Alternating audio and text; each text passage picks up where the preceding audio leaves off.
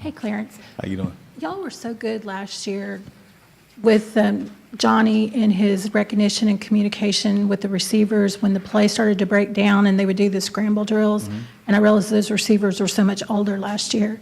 Now you've got some new guys. Right. How confident are you that you all can get that same? Well, just like Level on of last play. year with those guys, it was their first year being in the system as well. We do a scramble drill where we try and get those guys going in a certain direction depending on where they are within the play. So it's something that we practice, and whether you're a young guy or not, you got to know where to go on the scramble drill. So. Now, how easy is that? Because if you're a receiver going long and Manziel starts scrambling, then you come back to him, how easy is that for a younger guy to grasp? I think, scramble drill becomes more like sandlot. You try to get open at that point. You just run to where you think you'll be open. Go standing in the back. Coach, I think last year Alabama might have been surprised a little bit by Johnny's mobility, and this year we've seen that he's been a little bit better in the pocket against Alabama. This weekend, how important is it going to be for Johnny to stay in the pocket?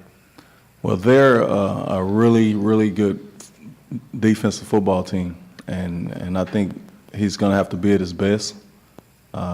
Whether that's standing in the pocket or running around or whatever he's doing or we're asking him to do, I think he's going to have to do it and do it at a high level.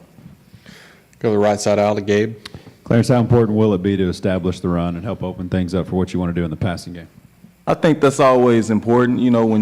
When you establish the run game, it allows you to do some things in the past, but this is probably the best front we'll play all year, so I don't think it'll be easy for us to establish the run game. So we'll just have to see what happens.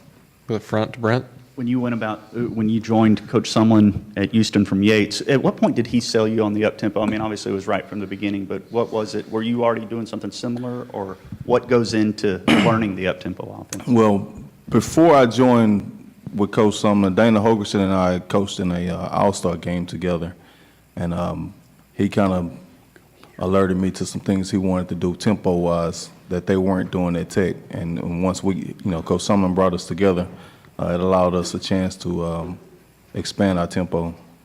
Go over here on the left side aisle. Coach, I was wondering if you'd talk a little bit about the progression of your wide receiver group in general. Even though you had some vets that were coming back, they didn't have a whole lot of playing time last year, except for Mike. How do you like what you've seen out of them and the new guys so far? Yeah, I mean, Mike Evans, we think he's taken his game to a whole nother level. A guy who didn't start on last year but played quite a bit, made some big catches, had a big catch in the Alabama game last year, was Malcolm Kennedy. We think he's coming along pretty good. He's one of our leaders.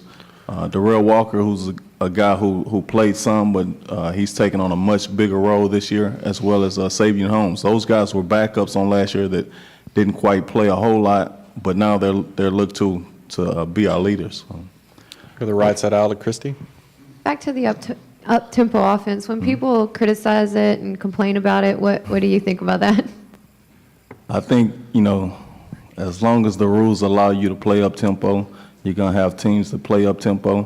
When you look at football, whether teams don't play up-tempo or not, when the game's on the line and there's a 2-minute situation, every team in the country is playing up-tempo. So we just choose to use that as our entire offense and not just when the game's on the line the last couple minutes. We go Suzanne and then Kirk.